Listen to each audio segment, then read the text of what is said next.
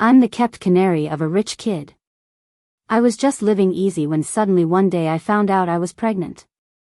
To keep this unexpected little one, I grabbed a stash of cash and bolted in the dead of night. When the big guy found me, I was about to go broke while browsing a dating site looking for a stepdad for my kid. He cracked a smile in disbelief. He looked at the little guy I'd been spoiling and asked, besides me, who else could afford to raise him? So, I'm the canary William keeps.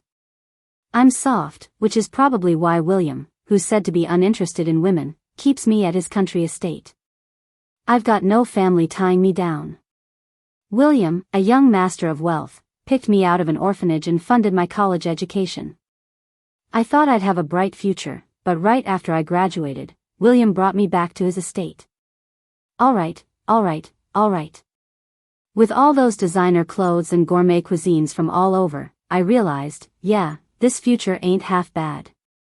Just when I decided to chill and live off William's generosity, a voice suddenly popped into my head. The voice said I was just the supporting character in a romance novel. It's okay being a canary. It's not okay being the sidekick. What are you thinking about? Noticing I was out of it, William paused what he was doing. About the sidekick thing. But I can't say that to him, he'd probably think I've lost it. I blinked, giving him my best doe-eyed look. I'm not feeling great. William cares about this kind of experience, so when he heard me, he rolled over and lay down beside me. I'll have Lucas check you out tomorrow, he said, voice a little hoarse, not exactly soft. Lucas is his personal doctor. I've been around him long enough that sometimes I forget my place.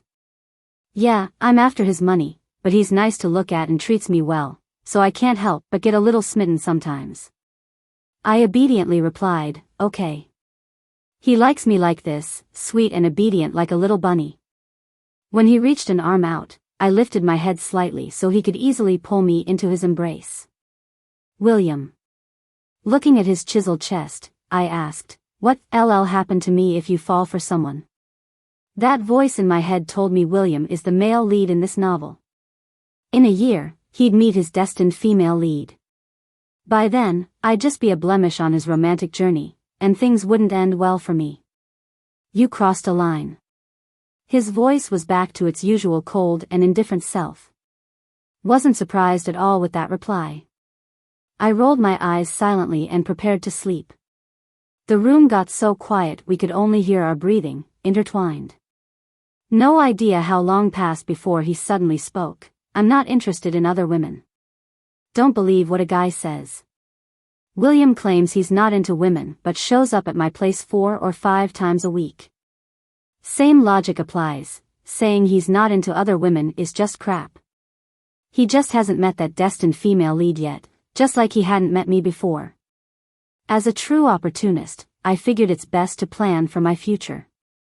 When I sold off half the bags William gave me, he finally found out. Just as I packed up a rare crocodile skin bag to send out, I didn't get the delivery guy at the door, but his low-key black May showed up instead. So, no shipping that day. He sat on the black leather sofa, raising an eyebrow at the bags on the coffee table. What's the plan here? Standing by the table, I glanced at the bags and then at him. My brain cells worked overdrive. Finally, I softly said, I plan to sell it. Don't like it? He asked. I quickly shook my head. Which woman wouldn't like a limited edition bag worth millions? I blinked and my eyes watered, my voice soft. I visited the orphanage director the other day. She said there's a new batch of kids. That's the truth. I don't work, so I thought of selling this to donate to the orphanage.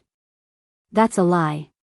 William had his hands interlocked on his knee and leaned forward to look at me, his gaze piercing. I put on a better show, a few tears escaping. Please, don't be mad. William hated seeing me cry. If I cried, he'd get impatient. Sure enough, before my tears could really start flowing, he stood up from the couch. I'll have someone handle the orphanage thing tomorrow, he said. He loosened his tie and came over to me. You can't sell what I give you. I sniffed and nodded obediently. Damn it. Now, how do I get cash? I'll put 2 million into your account every month from now on. In disbelief, I looked up at him. He frowned slightly. Not enough? I shook my head furiously. You might as well be my dad. Time flew by. 6 months had passed, and my account almost had 30 million. With that money, even without William, as long as I didn't spend wildly, I'd be set for life with a proper job. Planning my future, I applied makeup in front of the mirror. The reflection showed a stunning, delicate face. I thought I'd keep this face by William's side forever. I heard William's leading lady, Lily, the eldest daughter of the Greens, was returning soon from studying abroad. I once heard the maids mention Lily. She is the daughter from the first marriage, and after her father remarried, she was constantly mistreated and marginalized in the family. But she excelled in everything, getting a spot in a top American college while still in high school. She's the leading lady in a story, unlike me. Miss, Sir is back. A maid nudged my door. Time for me to go greet him. Got it. I dusted on some blush for that just right allure and got up from my chair with a smile. Being the main character isn't for me. I guess I'll keep being William's canary. William was in a bad mood today, and he took it all out on me. This canary role isn't meant for everyone. I looked at William with tears in my eyes, ignoring the red marks on my skin. Is something bothering you? He was just going through the motions. William never shared work stuff with me. My concern seemed to soften his attitude a bit. Does it hurt? He gently touched the red mark on my collarbone. I bit my lip, my eyes watery. No, it doesn't. His fingers trailed up, finally resting on my eyelids. He swallowed hard. You're such a seductress. Then he laughed and placed his hand over my eyes. These eyes of yours, they can be deadly. His voice always had a slight rasp, and his laughter was utterly captivating. My heart was racing. I couldn't help but lean in and kiss his lips. I don't want to take your life, I just want you happy. He had chosen me out of so many and put me through college, giving me everything. I'm pregnant. Counting the days, it must have been that second night when we were so into each other that we forgot protection. Lily would return in 2 months. If William knew about this baby, he'd make me get rid of it for Lily's sake. Without the baby, I could live comfortably with the money I had. But I was an orphan. I've never had family since I can remember. Looking at the pregnancy test, I instinctively touched my belly. I resolved to leave. Considering William's influence in City A, running off in secret meant I couldn't stay there. After half a month of analysis, I decided to settle in City C, far away from City A. Before leaving, I made William a whole meal. I learned to cook back at the orphanage. After being with William, he never asked me to cook. Did you make these? William glanced at the meal on the table, looking different from usual, and then at me. I nodded, sitting beside him. The auntie wasn't feeling well today, so I gave her a couple of days off. I lied with a straight face. Then I placed a piece of fish in his bowl. 2 years, and you've never had my cooking. Try it. He didn't suspect anything, just picked up the fish with his chopsticks. Dinner went just like usual. After eating, he wanted me to come with him to the study room. I didn't go there often, but occasionally he'd want to end the night there too. Thinking it might be the last time, I followed him in. Before I could figure out how to start, he pulled out a band-aid from a first aid kit. Stunned, I watched him carefully cover the cut on my finger. Don't do stuff like this anymore, he said coolly, not really caring. Looking at the top of his head, I couldn't help but ask, William, do you like kids? He paused for a moment, then let go of my hand. I won't have kids. I figured. Why ask? I smiled. Just thought of the auntie's grandson, so I asked. The night passed unusually peacefully. William didn't touch me. Watching him lying there, I couldn't sleep. The William family banquet was the next day, and he wouldn't be back for a couple of weeks. It was the perfect time to escape. Like every year, I gave the servants a week's leave, left a letter, and slipped away from City A with my stuff at night. At the boarding gate, I looked at William's giant billboard at the airport. "Goodbye for now, William." I had a son. Afraid William might find me, I hid in a small town in City C for months. My son was born there. "He's just like you, so handsome," said the nurse Amy beside my bed, holding my son with a beaming smile. "The cutest baby I've seen." I leaned over to check him out. The little guy was all wrinkly and not quite cute yet. But now, I had family. Laughing, I started crying, causing Amy to put down the baby and comfort me. "You can't cry. If you don't recover well post-birth, you'll pay for it later." Amy had been with me since I got admitted. Seeing her flustered, I couldn't help but laugh.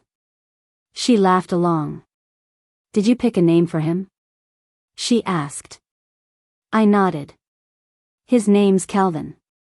My one and only family." Calvin grew fast, becoming more handsome. But Amy was wrong, he didn't look like me. He looked like William, even down to some frowning habits. Amy and I were on the couch, watching Calvin play with blocks. "Feels like you gave birth to a mini CEO, Amy commented, noting his expressions. I glanced at her, then at Calvin, deeply sighing. He did seem similar.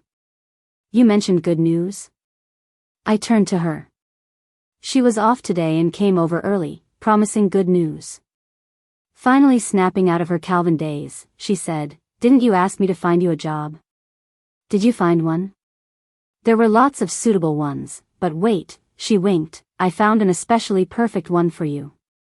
I playfully nudged her. "Spill it." Calvin was almost 2.5, soon starting daycare. The little bee's kindergarten needs an accountant. My eyes lit up. I was worried about working, taking care of Calvin. This was perfect. "Thank you, Amy." I hugged her tightly. Finally, Calvin and I could live normal lives. Hearing about William again, for years after leaving him, was unexpected. "Do you know William?" Amy asked, holding her phone. His name made my fingers go numb. "Never heard of him," I replied. Not surprised, she handed me her phone. "Check him out. Super rich, handsome, you name it." On the screen was a picture. Next to William stood a woman in an evening gown. The woman was stunning, dressed elegantly, radiating grace and poise, making it impossible to look away. "That's Lily." Amy, noticing me staring, explained. "This is their engagement photo, they're the perfect couple. This is what high society should look like. No noble would fall for a Cinderella." I chuckled, Cinderella's dad is a duke, and she's the fairy tale heroine. It makes sense that the prince would fall for her. What's nonsensical is the sisters, knowing their side characters, still wanting to be the lead. Amy was about to say something more when Calvin rushed into my arms, rubbing his eyes. "Mama, I'm sleepy," he murmured, his voice soft. It was only at times like these he didn't remind me of the cold, distant William. My heart melted instantly, and I picked him up. "Let's get you to bed." I hadn't gone far with Calvin in my arms when Amy spoke up. "Doesn't Calvin remind you a bit of William?" I paused but didn't turn around. "Don't talk nonsense." Despite not wanting to admit it, Calvin was becoming more like William every day.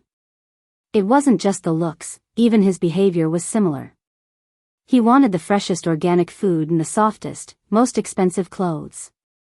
Everything he used had to be the best. Even the toys he played with were different. While other kids played with rubber ducks, he preferred Legos. When they played with Legos, he was into models and telescopes. Finally, by the time he was 5, my savings had dwindled to just 7 figures. I couldn't keep up with it all. Amy, sympathetic, suggested, "If you can't do it alone, find a father for Calvin. It's been years since Calvin's dad passed, it's time you found someone." I looked at Calvin reading nearby, a beam of light from the window falling on him, making him look lonely and forlorn. For a split second, I saw William. He had the same aura in the study. You didn't want to disturb him. All right, I said.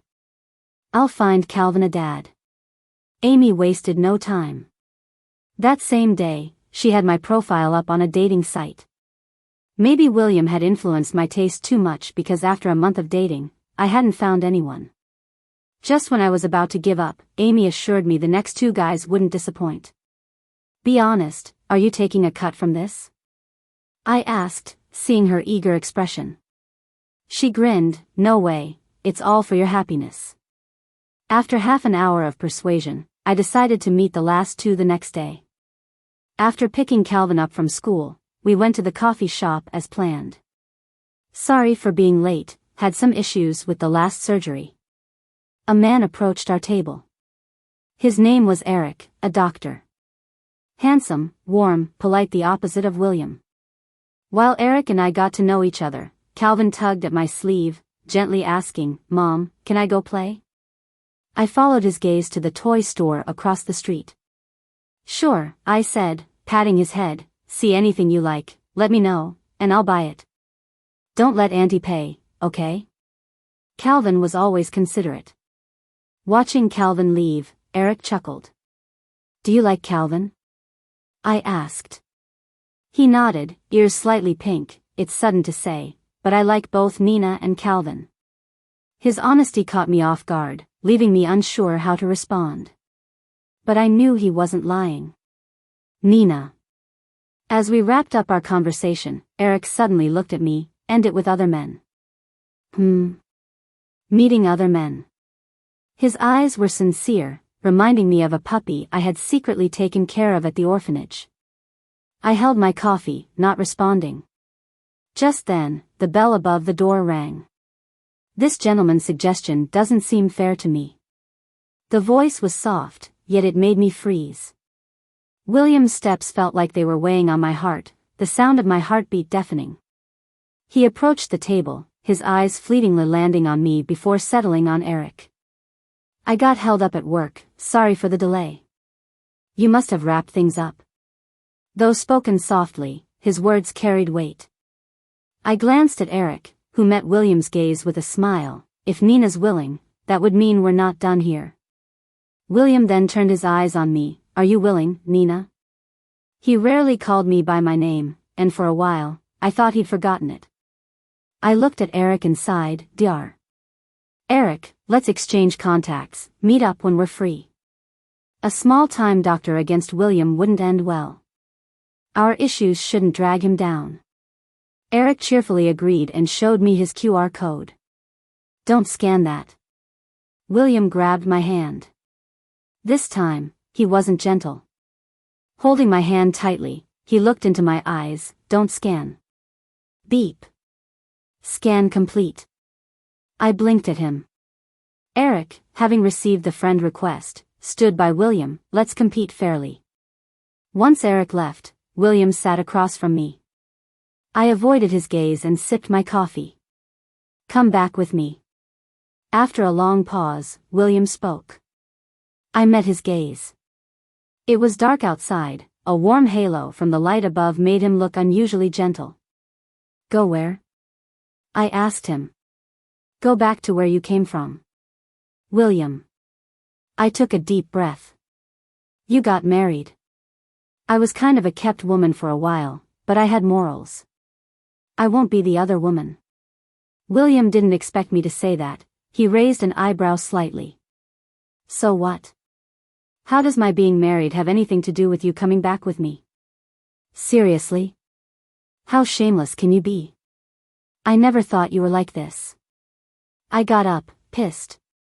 As I turned to leave, he grabbed me, seemed pretty mad. Nina, do you even care about what kind of person I am? Never really saw him mad before. It was kinda scary. But I was mad too. I jerked my hand away. I don't care. He paused. Yeah, makes sense. I used to act all innocent like a little rabbit in front of him. He probably never guessed I'd fight with him. William. I tried to calm down. We had a thing before, but like you said, it was mutual. Now I don't want to. And Lily isn't me, you don't have a right to treat her like that. After that day, William didn't come looking for me again. I thought I'd told him off and he'd quit trying to get me back, but then something big happened in town. A tourism development area? I took the brochure Amy handed over. Right there on the cover, the Smiths. Amy leaned in. Yeah, heard the Smiths are taking over. They're investing a lot of money in our town to make an ecotourism spot. She looked at me again. Speaking of which, wasn't William the guy you had the setup with last time with Dr. Eric? It was too dark that day, couldn't see clearly. I looked at her with a hint of annoyance. Weren't you the one who set it up? It was a platform thing, said he'd be better than Dr. Eric, so I agreed. Then Amy widened her eyes. No way, it really was William. I pressed my lips together, didn't say anything. Ever since Amy found out William showed up that day, she's been worried I'd fall and end up as his side chick. The next day, she set me up with Eric. Eric and I met at the town's only park. I just held Calvin's hand while he took care of everything else. Amy was right. He was a really good guy. But when we sat at the play area, he went to buy water and never came back. No idea how long I waited. Then William showed up. Holding a black umbrella, he asked, "This the guy you picked?" I looked up at him. The sunlight was blinding, I couldn't make out his face before I fainted. Half conscious, I heard William asking Calvin, "What's your name?" Calvin sounded cold. "None of your business." Way to go. That's my son all right. Then I just let myself drift off. When I woke up, I was in a big soft bed. "Mom?" Calvin perked up when he saw me awake, his eyes lighting up. William sat next to him, also looking at me. Pretty gutsy, being malnourished at your age. I didn't even bother answering him. I struggled to sit up, wanting nothing to do with him. Before I got up, he pushed me back down. "Nina, how long are we gonna keep doing this?" Then Calvin bit his wrist. He yelped and let go of me. Calvin climbed onto the bed, shielding me. "Don't touch my mom." I looked at Calvin's small back, tears welling up. Having him was the best decision I ever made. "Think I can't do anything about you?" William grabbed the kicking Calvin with one hand, and gripped my chin with the other. "I've been looking for you for 6 years. His voice was low, his pale ears slightly red with anger. "But you say you're not willing. You never told me about him." When he took us home, William glanced at the asleep Calvin in my arms. I instinctively held Calvin tighter. "He's got nothing to do with you." We both knew that was a total lie. Calvin looked just like him. He looked at me, didn't say another word. When we stopped outside my building, I got out. He finally asked, "What's his name?" "He doesn't want to tell you." I carried Calvin without looking back. Before I even got to my door, Eric was there waiting. Eric, sitting by my door, stood when he heard footsteps. "Nina." He stood, a bit uneasy. "I'm so sorry, a critical patient came into the ER. I tried calling you, but you didn't pick up." Obviously, William had shut off my phone. "Been waiting long?" I was surprised. Eric smiled awkwardly. "It got really late, I couldn't reach you, and I got worried. Now you're back, I can relax." Didn't wait for an invite for a drink, he just left. Quite the gentleman. I peeked out. William's car hadn't left, ran right into Eric. For a moment, I felt a pang of guilt. I shook off that ridiculous thought and carried Calvin inside. As soon as I laid Calvin on the bed, William called. "Why's he calling?" Before I could speak, his voice came over the line. "None of your business. Tell him not to come again." I found it pretty funny. "William." I gently tucked Calvin in. "He didn't marry me, I didn't marry him, why can't he come?" "But you." But William cut me off. "You gonna let my son call someone else dad? Don't you dare." His voice was low. William, claiming he needed to oversee the town development, moved in. Amy thought he was there for me. I wasn't so self-absorbed. William took his work seriously. Even though he rarely talks about his job with me or about the Smiths, I know he's put in a lot of effort to become their leader. There's no way he'd make the wrong choice at work just for a woman. Seeing you so clear-minded puts me at ease. After hearing my analysis, Amy looked relieved. But I wasn't. Maybe it's because of William's arrival that my role as a supporting character felt reawakened. Things that were going smoothly began to take unexpected turns. Even Calvin, who hardly ever gets sick, suddenly came down with a high fever. In the original storyline, Calvin isn't supposed to exist in this world. It wasn't long before I was rushing to the hospital with him in my arms. "Eric, please," I cried, grabbing onto him, "you have to save him." I must have startled him. He glanced at Calvin on the bed, then reassured me, "It's just a fever from a cold, nothing serious." By the time William arrived, Calvin's fever had already subsided. I looked up at him. His brows furrowed slightly. "Why are you crying again?" "William," I couldn't hold back anymore, and started sobbing uncontrollably. "I'm so scared. Scared that this is all just a dream. Scared that when I wake up, Calvin won't even exist. That no one loves me." William gently wrapped his arms around me, his voice soothing. "Don't be afraid, I'm here. You'll be okay, and so will he." He didn't really know. I cried in his arms for a long time. Then I looked up at him. "William, let me go. Only by staying far away from him can I find peace of mind." He didn't seem to expect that I would say this, and just looked at me, silent for a long time. My eyes stung. "Don't look for me." He gently raised his hand, his cool fingertips brushing away my tears. Finally, his Adam's apple bobbed slightly. "Okay. William is different from me. He never lies. At least, he's never lied to me. If he says he'll let me go, he'll keep that promise and won't come looking for me." For Calvin's sake, I bought a plane ticket to leave Sea City a week later. During this week, I'll say goodbye to everyone in the small town who has helped me. Amy was the one most unwilling to see me go. After a night of drinking, she clung to me, crying for a long time. "When you first arrived, you looked like a little rabbit ready to be bullied at any moment." She pulled at my cheek, telling me through her tears. Back then, I thought, this little rabbit can't be bullied under my watch. I cried too, "You bullied me the most." She laughed again. "Dr. Eric has liked you for a long time." Her head drooped. "He's the one who suggested the blind date. It took him a whole month to muster the courage to meet you." I didn't know that. Seeing her like that, I naturally understood everything. Dr. Eric isn't my type. I hugged her with a smile. "Amy, if you like someone, you should say it out loud." She clearly missed the point in my last sentence, her eyes wide. "So you do like William?" Maybe it was the alcohol. Suddenly, I recalled the first time I met William. I was just 18 then. He stood in front of me and asked, "Would you like to go to college?" Like a deity shining light into my dull life. "I don't like him." I shook my head, telling Amy more loudly, "I don't like William." She hastily covered my mouth. Okay, I know." A night of being hungover left us with splitting headaches the next day. But then came another headache-inducing news. Lily showed up. Amy checked her phone and then looked at me. "You don't think she's here for you, do you?" I could hear the tremor in her voice.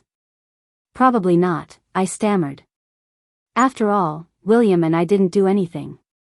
Clear conscience here. I stayed home for 2 days and realized Lily wasn't here for me after all. The development in this small town also involved the Greens. Just as I started to feel relieved, William called me. "Can we meet?" I was staring at Lily's interview on the news. "William, let's pretend we never met. Take care of Lily." Then I hung up. Something felt off then. This is a CEO romance novel. It couldn't be the cat and mouse part where the CEO's trying to win someone back, could it? And maybe I was just a part of their play.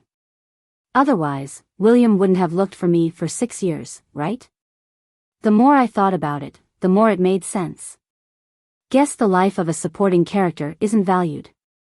Damn author.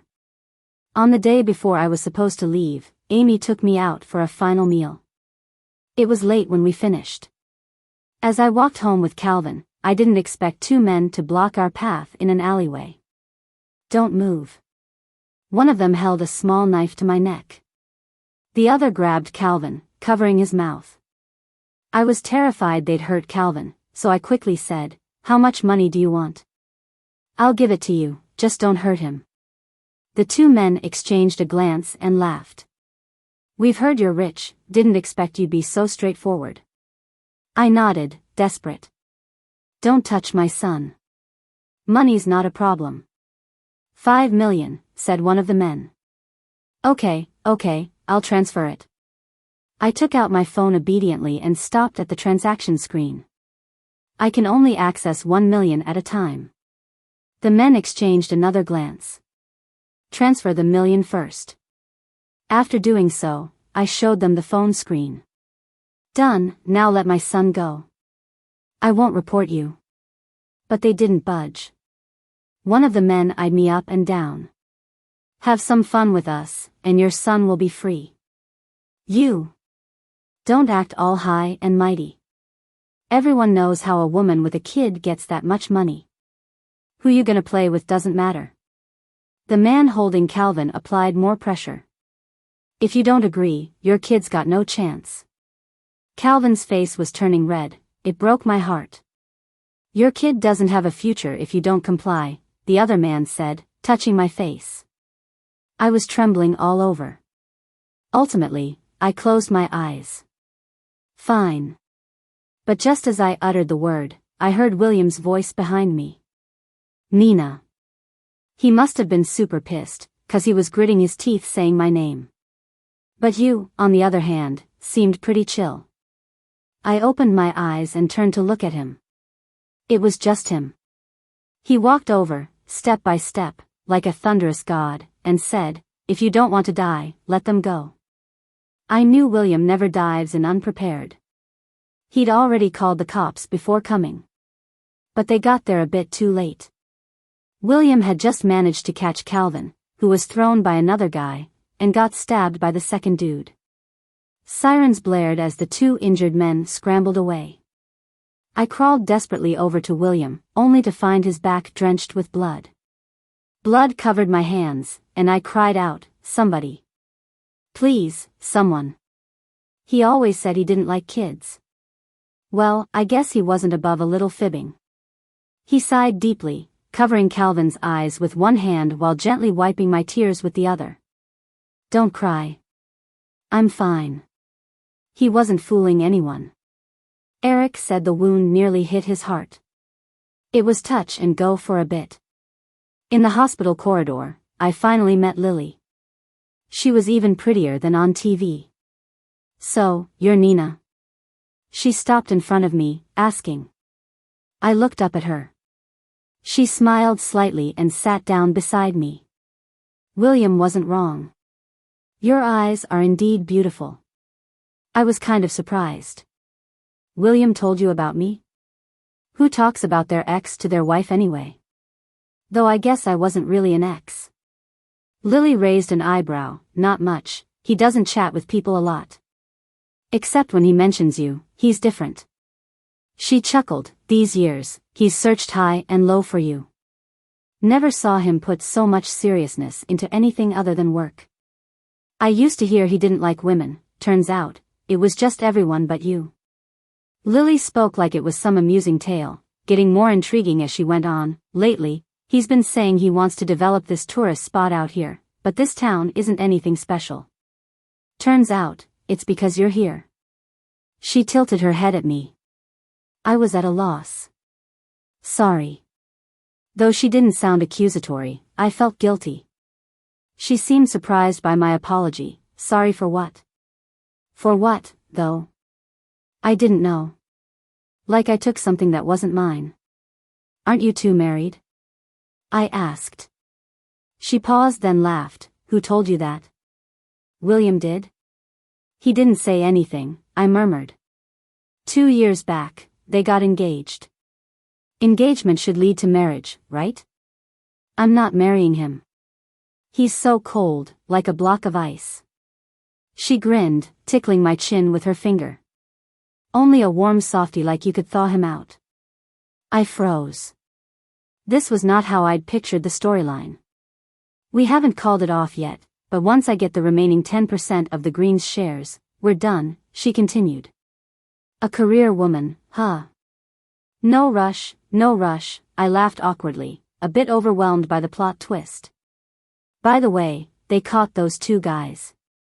The cops said the 100 grand will be returned to you. Lastly, she shared the good news with a smile. Calvin's attitude towards William flipped completely. Seeing him dot on William with drinks and fruit, my heart ached like a worried mom. William didn't mind at all. He accepted everything Calvin handed him. When Calvin was about to give him another apple, I intervened. You trying to stuff him or what? I glared at William. Trying to stuff yourself, huh? They exchanged a knowing glance, a silent lip twitch that was so alike. Isn't your flight today? William watched as I moved the apple aside, finally speaking up.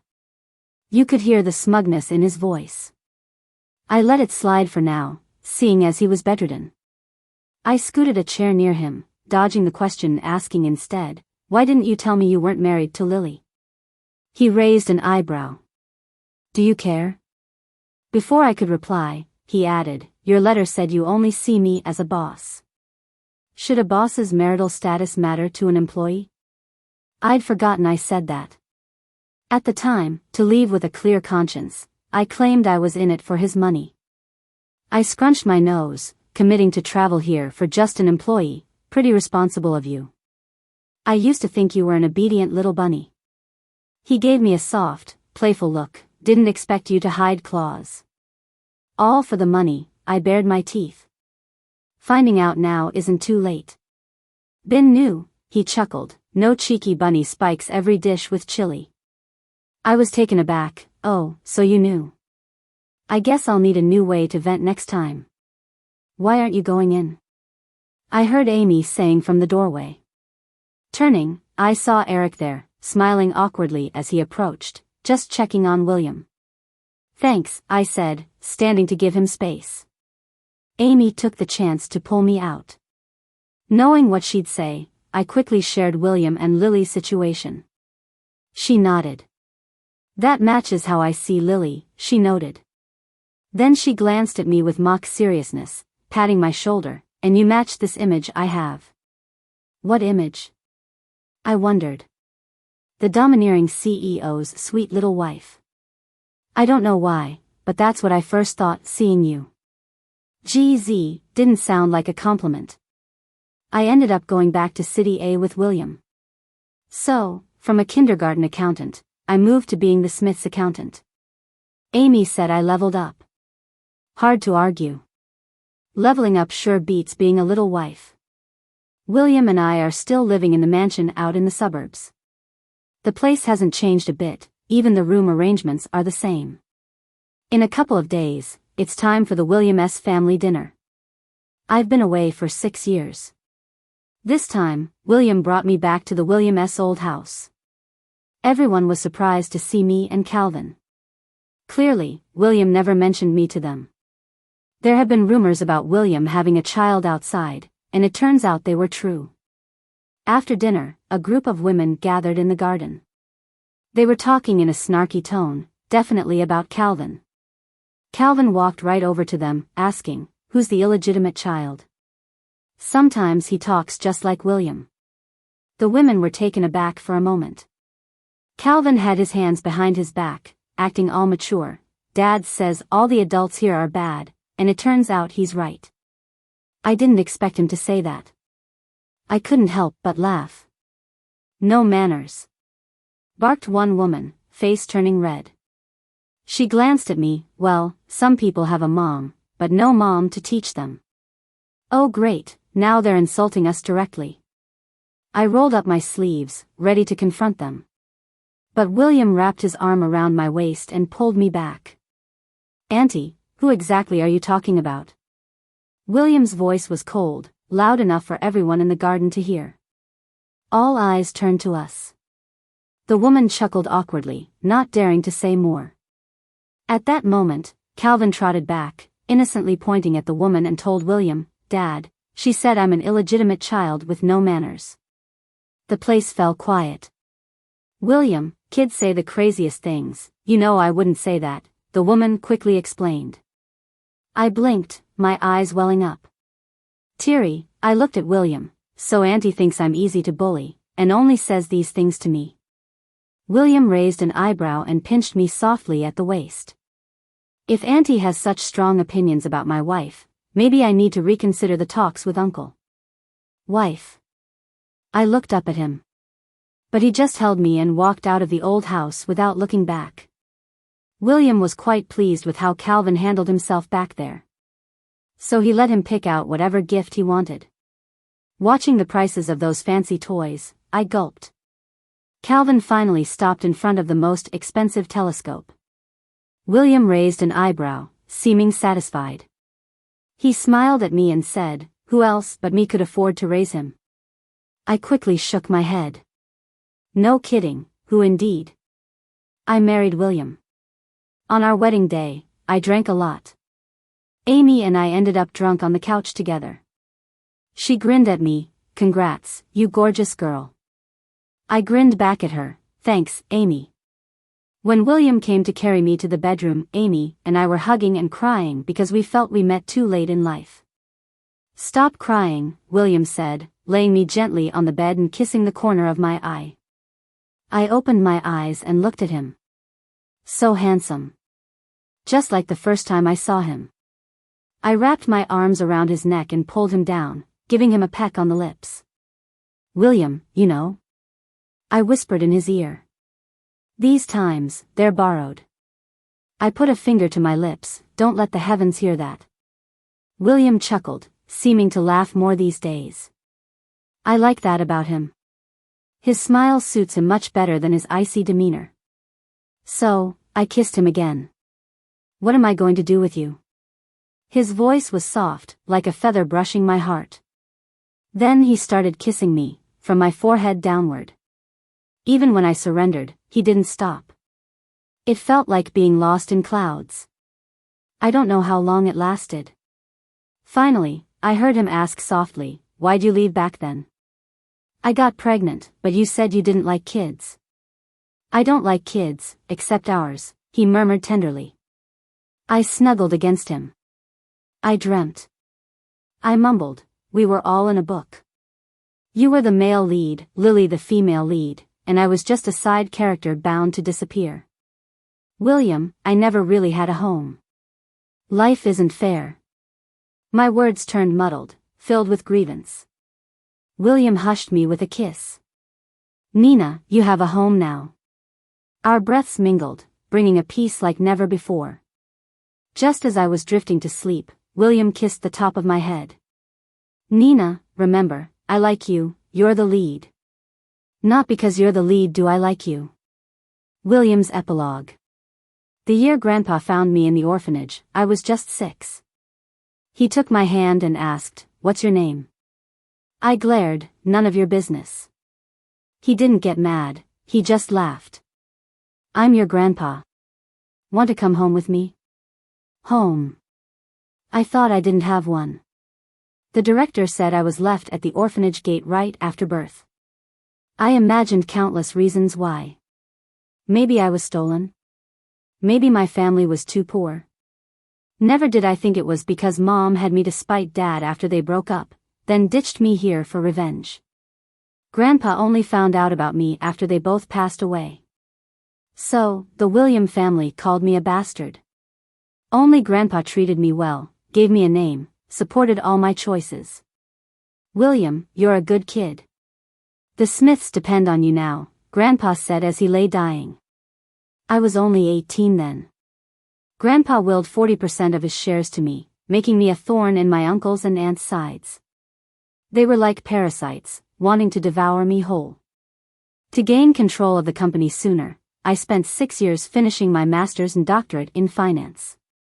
At 24, armed with significant shares, I took the helm. That was also the year I met Nina.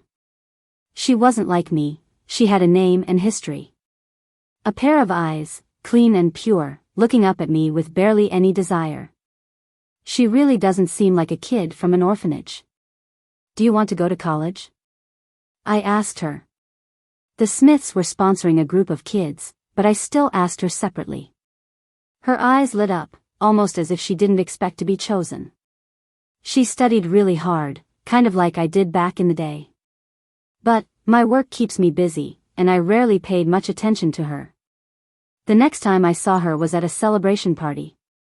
Her hair was tied up in a high ponytail, and she wore a crisp white t-shirt, completely out of place at the party. William, this is Nina, a college student sponsored by the Smiths. She's a senior now, and will soon be working with us, someone explained as they noticed me looking at her. I nodded. Why would they bring a college student to a party like this? Nina might not know why, but I do. Watching her pour drink after drink for me made me feel uneasy. It was like watching a white paper about to get stained. Sure enough, at the end when everyone was leaving, 2 old men surrounded her. I was about to leave myself when I sighed and walked over. Nina, right? I beckoned her with my finger. Her face turned pale, and she quickly ran over to me. Can you drive? Take me home. She lied. She couldn't drive. Eventually, she was apologizing while crying beside me, accompanying me in a cab. Her eyes were red and watery, and it was almost unbearable. I've long lost count of how many times we've met since. On one drunken night, I underestimated my own wicked thoughts. Once they started, it was hard to stop. So I took her in. In this circle, everyone has a canary. Having one myself wasn't considered anything extraordinary. But one day this canary flew away. It was a rainy day.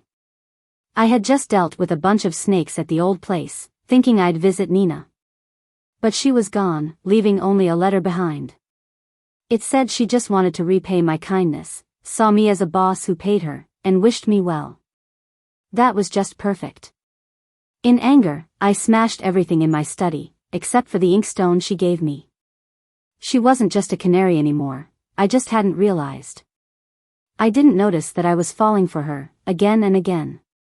I didn't realize I couldn't do without her. I searched for her for a full 6 years. During those years, I formed an alliance with Eric, suppressing those snakes.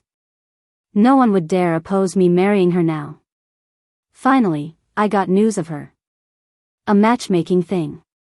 That's just great. She was living carefree, it seems. But turns out, she wasn't just finding someone for herself but also a stepdad for my son. My son. I hadn't expected to have a son. The kid looked exactly like me when I was young, making me want to reach out and touch him. He snapped at me, "Stay away from me and my mom." Just like me, really. In business, I'm known for being ruthless, people say I'm heartless.